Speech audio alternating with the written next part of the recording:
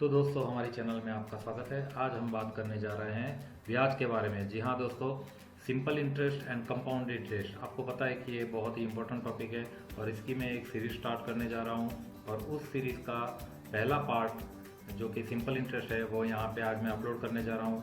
आज हम सीखेंगे कि सिंपल इंटरेस्ट के कुछ सवालों का सॉल्यूशन विदाउट फार्मूला हम कैसे फाइंड कर सकते हैं। विदाउट फार्मूला कोई भी क्वेश्चन करने का सबसे बड़ा फ़ायदा ये होता है दोस्तों कि एक तो उसमें रफ वर्क बिल्कुल कम हो जाता है और उसके कारण उसका आंसर जो है हमें बहुत ही फास्ट मतलब फ्यू सेकंड्स में मिल जाता है। तो आज हम यहाँ पे कुछ क्वेश्चन करके देखेंगे और आप मुझे उम्मीद है कि आप बहुत सीखेंगे इसमें से। और ये जो टॉपिक है दोस्तों, ये कोई पर्टिकुलर एग्ज़ाम के लिए नहीं है। आप छोटे बच्चों की ओलंपियाड या नवोदय एग्ज़ाम से लेके MBA एंट्रेंस तक की जीमेट या कोई भी एग्ज़ाम आप ले लो तो सब में ये टॉपिक मैथमेटिक्स में आता है। और इसमें प्रॉब्लम हमको ये होता है कि हमको फास्ट आंसर लाना होता है। तो मुझे पक्की उम्मीद है कि आप इसमें से बहुत कुछ सीखेंगे, आपको वीडियो अच्छा भी लगेगा और आपको अगर अच्छा लगता है तो लाइक कीजिए और शेयर भी कीजिए, अपने दोस्तों को दिखाइए। अगर वो लोग स्कूल में पढ़ते स्टूडेंट्स भी है तो उनको भी दिखाइए, उनको भी बहुत मज़ा आएगा। तो चलिए टाइम वेस्ट किए बिना हम सीधा मुद्दे पे आते हैं और कुछ नया आज लर्निंग करके जाते हैं। तो देखिए, ये सबसे पहला क्वेश्चन जो हमारा है वो ऐसा है कि यहाँ पे प्रिंसिपल अमाउंट है P, that is 5000 rupees, rate of interest R is 5% and number of years N, that is 4 years. अब number of years compound interest में sometimes it is called number of terms. तो कुछ reference book में N भी लिखा होता है, कुछ रेफरेंस बुक में T लिखा होता है, ठीक है। पर वो यहाँ पे मेन सवाल नहीं है। यहाँ पे हमको फाइंड करना है I, दैट इज इंटरेस्ट। तो फॉर्मूला से आपको पता ही है कि कैसे फाइंड कर सकते हैं। I is equal to PRN upon 100 या तो PRT अपॉन 100। हम उसकी PR और N की वैल्यू अंदर डाल देते हैं तो हमको क्या आंसर मिल जाता है, 1000 रुपीज़। ये बहुत ही ईजी है, आप देख सकते हैं इसमें। अब दोस्तों सवाल ये उठता है कि ये क्वेश्चन और इसका सॉल्यूशन अगर इतना इजी है तो हमको दूसरी मेथड सीखने की ज़रूरत क्या है। पर मैं आपको बता दूं दोस्तों कि यहाँ पर P, R और N बहुत ही सिंपल वैल्यू दी है, उसमें थोड़ा भी कॉम्प्लिकेशन आ जाता है तो यहाँ पे जो कैंसलेशन है फॉर्मूला में वो थोड़ा दिक्कत वाला होता है। मोर ओवर यहाँ पे कैंसलेशन करने के लिए या फॉर्मूला रखने के लिए हमको पेन पेंसिल का उपयोग करना पड़ता है। अब मैं जो मेथड इसमें दिखाऊंगा आप देखिए, विदाउट रफ वर्क आप इसको सॉल्व कर पाएंगे और फ्यू सेकंड्स के अंदर। चलो देखते हैं इसमें सॉल्यूशन कैसे आएगा।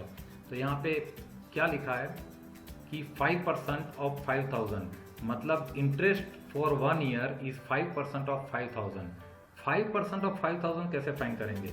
5000 का 10% कितना होता है, 500, और 5% कितना होता है, 250। तो हमको ये मिल गया कि एक साल का ब्याज कितना है, एक साल का जो इंटरेस्ट है 250 रुपीज़ है।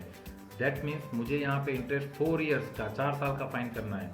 तो 4 साल का कितना होगा, 1000 रुपीज़ हो गए। एक साल का 250, 2 ईयर्स 500 एंड 4 ईयर्स 1000। तो देखिए दोस्तों, ये बहुत ही ईजीली और विदाउट रफ वर्क हम इसको सॉल्व कर सकते हैं। इसको सॉल्व करने का एक दूसरा तरीका भी है, जैसे कि यहाँ पे हमको देखिए कि R इज इक्वल टू 5% दिया है और N is equal to 4 years. अब इसका मतलब क्या होता है कि मुझे एक साल में 5% मिलेगा। एक साल में 5% मिलता है तो 4 साल में मुझे 20% मिलेगा। तो 5000 का डायरेक्ट 20% करूँगा तो भी मुझे 1000 रुपीज़ मिल जाएगा। तो देखा दोस्तों, इसके 2-3 अलग अलग मेथड है जिससे आप सॉल्व कर सकते हैं। जो मेथड सबसे कन्वीनियंट होती है क्वेश्चन में वो मेथड हम यूज़ कर सकते हैं इसमें। दूसरा सवाल लेते हैं, उसमें मैंने वैल्यूज़ थोड़ी चेंज की है। आप देखिए, इसके कारण थोड़ा कॉम्प्लिकेटेड बन जाएगा क्वेश्चन। P मैंने 8900 लिया है, 8900। R मैंने पॉइंट में लिया है 12.5%। N मैंने 4 ईयर्स रखा है और ब्याज जो है I वो हमको फाइंड करना है यूजिंग फार्मूला। ट्रेडिशनल मेथड जो हमारी चलती है ऐसे ही उसकी वैल्यू आएगी 4450। आप देखिए, ऊपर वाला जो कैंसलेशन है और नीचे वाला जो कैंसलेशन है दोनों में थोड़ा अंतर है। ये नीचे वाला कैंसलेशन थोड़ा डिफिकल्ट पार्ट बन रहा है हमारा, राइट। अब देखिए, इसको हम विदाउट फार्मूला कैसे फाइंड करेंगे। एक साल का कितना इंटरेस्ट मिल रहा है, 12.5%। दैट मीन्स 2 ईयर्स का मुझे 25% मिलेगा एंड 4 ईयर्स का इंटरेस्ट मिलेगा मुझे 50%। नाउ 50% कितना होता है, आधा होता है। दैट मीन्स मुझे 50% of principal amount 8900 that is 4450, ये हमारा आंसर एकदम सिंपल हो गया। 8900 का मुझे आधा ही करना है, हाफ ही करना है, और वो कैसे करेंगे, 8000 का हाफ करोगे तो 4000 मिलेगा और 900 का हाफ करोगे तो 450 मिलेगा। तो दोस्तों ये देखिए, ये सेकंड क्वेश्चन हमने ऐसे सॉल्व किया है। आगे बढ़ते हैं थर्ड क्वेश्चन की तरफ। थर्ड क्वेश्चन क्या है, इसमें थोड़ा और कॉम्प्लिकेटेड बनाया और इसकी मेथड थोड़ी सी अलग होगी, बट ये कॉमनली आप कहीं भी यूज कर सकते हो। प्रिंसिपल अमाउंट जो है 48,000 रखा है, r is equal to 16 integer 2/3, और यहाँ पे n मैंने ईयर्स की जगह 3 मंथ रखा है, 3 मंथ्स। तो आप देखते हैं इसको हम कैसे सॉल्व करेंगे। तो पहले ट्रेडिशनल मेथड जाएंगे। देखो ये कॉम्प्लिकेशन इसमें और बढ़ रहा है। आप देखो, पहले मैंने वैल्यू पुट की, उसके बाद ये कैंसलेशन करने के लिए सेकंड स्टेप रखा, और उसके बाद कैंसलेशन के बाद मुझे आंसर मिलेगा 2000 रुपीज़। अब यही क्वेश्चन विदाउट फॉर्मूला कर सकते हैं, जी हाँ डेफिनेटली कर सकते हैं। चलो देखते हैं कैसे होता है। सबसे पहले यहाँ पे PRN करके मैंने लिखा है। देखो आपको रफ वर्क में ही लिखने की जरूरत नहीं है, मैंने सिर्फ आपको एक्सप्लेन करने के लिए लिखा है। रफ वर्क हमारा बिल्कुल कम हो जाएगा, इससे शायद 25% जितना हो जाएगा, ठीक है। PRN में दोस्तों ये बात हमें याद रखनी है कि P, R और N तीनों एक दूसरे के साथ इन्वर्सली प्रोपोर्शन में है। उसका मतलब क्या है कि किसी एक को मैं मल्टीप्लाई करता हूं तो दूसरे को मुझे डिवाइड करना पड़ेगा। चलो देखते हैं कैसे होता है। P कितना दिया है, 48,000, R is 16 integer 2/3% and 3 months, N is equal to 3 month. अब क्या है मेरे लिए दिक्कत वाली फिगर क्या है, तो पहले ये है और ये 3 मंथ्स है। तो पहले हम 16 इंटीजर 2/3 को पकड़ते हैं। दोस्तों आपको मालूम ही होगा, और अगर नहीं है तो आप मालूम कर लीजिए। 16 इंटीजर 2/3 इंटू 6 करूँगा तो मुझे 100 मिलेगा। ये बहुत ही इंपॉर्टेंट फिगर है, 16 इंटीजर 2/3, ठीक है। तो मैंने इसको इंटू 6 किया तो मुझे 100 मिला।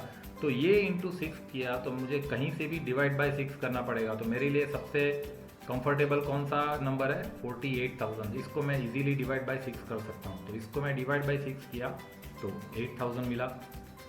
अब तो 3 मंथ्स को अभी मैं ऐसे ही रखता हूँ। अब दूसरी बारी मैं 3 मंथ्स की लेता हूँ कि 3 मंथ्स को अगर मैं 4 से मल्टीप्लाई करूँगा तो 12 मंथ्स हो जाएगा, दैट इज़ 1 ईयर। अब मैंने इसको 4 से मल्टीप्लाई किया तो मुझे कहीं तो या तो इसको 4 से डिवाइड करना पड़ेगा या तो इसको।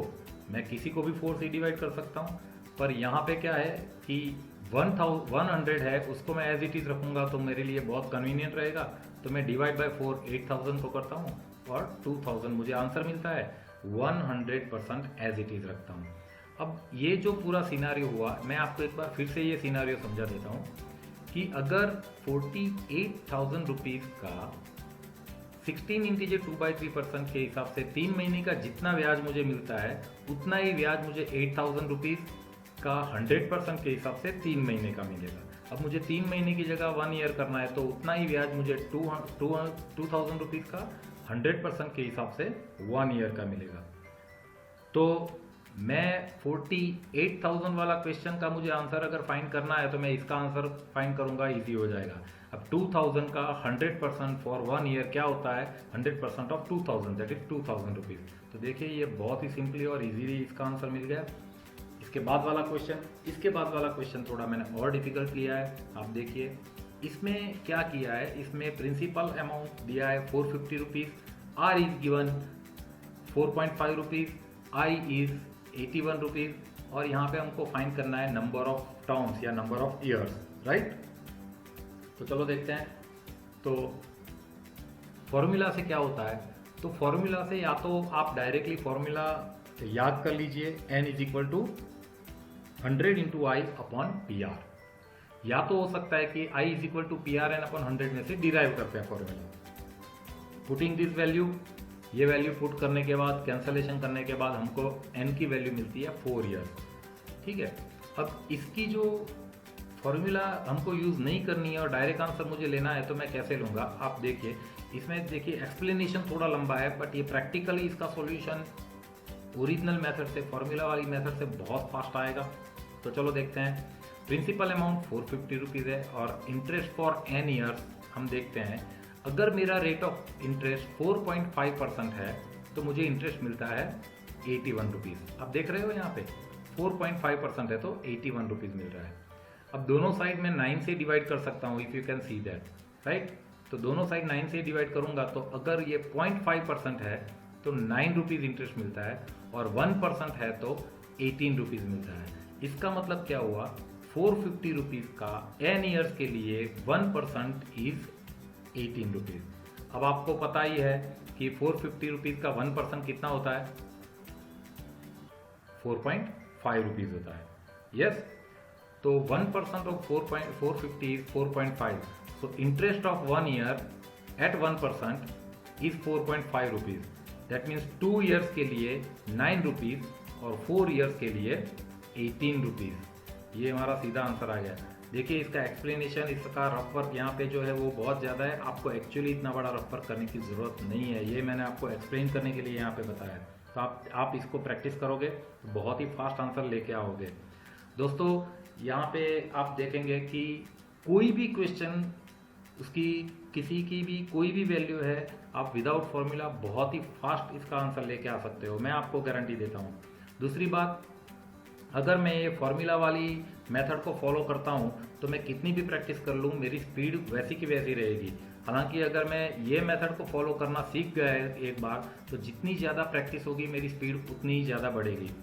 आपको अगर ऐसा लगता है कि इसमें अगर अमाउंट चेंज कर देते हैं तो इसी मेथड से हम सॉल्व कर पाएंगे या नहीं कर पाएंगे, तो डेफिनेटली कर पाएंगे। आप क्या कीजिए कि अगर आपके पास सिंपल इंटरेस्ट के या इवन कंपाउंड इंटरेस्ट के कोई क्वेश्चन है, आप कमेंट में लिखिए। अगले वीडियो में जो सिंपल इंटरेस्ट और कंपाउंड इंटरेस्ट के वीडियो में बनाने जा रहा हूँ, उस वीडियो में कौन से क्वेश्चन आपको कोई इंक्लूड करना चाहते हैं तो आप वो भी लिखिए। मैं ट्राई करूँगा कि वो क्वेश्चन हम वीडियो में सॉल्व करेंगे सबके लिए, ठीक है। और दोस्तों एक और चीज़ भी है कि थोड़े ही टाइम में ये चैनल का कुछ अलग ही रूप आपको देखने को मिलेगा, बहुत ही इंटरेस्टिंग होगा और प्रेजेंटेबल होगा, ठीक है। तो आपकी अगर कोई क्वेरी, क्वेश्चन, सजेशन है तो कमेंट बॉक्स में पक्का लिखिए। फीडबैक अपना दीजिए, आपको ये वीडियो कैसा लगा वो भी लिखिए। और अगर आपको ये वीडियो अच्छा लगा है तो इसको शेयर कीजिए, चैनल को सब्सक्राइब कीजिए और नोटिफिकेशन बटन दबाइए। तो आज के लिए बस इतना ही। Thank you very much, bye for now.